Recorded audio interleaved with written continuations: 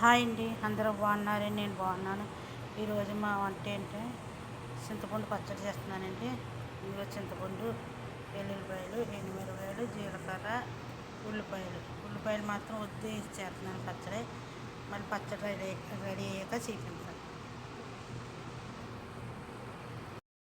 ఎండుమిరపకాయలు వేగిపోయి ఉప్పు వేస్తున్నాను. ఇప్పుడు చల్లారాక మిక్స్లో వేస్తాను. చింతపండు నానబెట్టుకున్నాను. ఎందుకంటే మాకు చింతపండు పచ్చడి రెడీ అయిపోయింది. ఉల్లిపాయ మెత్తగా నలగకూడదు. చింతపండు పచ్చడికి ఇలా కచ్చపిచ్చిగా నలగాలి.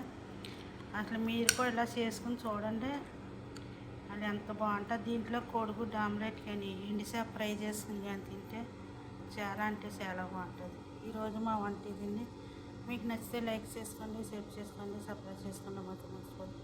ఓకే అండి, బాయ్ అండి. మీ అందరికీ మా అన్ని పల్లెటూరులో అంటలేరండి, మేము ఎక్కువ పల్లెటూరులో ఇలాంటివి తింటాం. ఓకే అండి, బాయ్.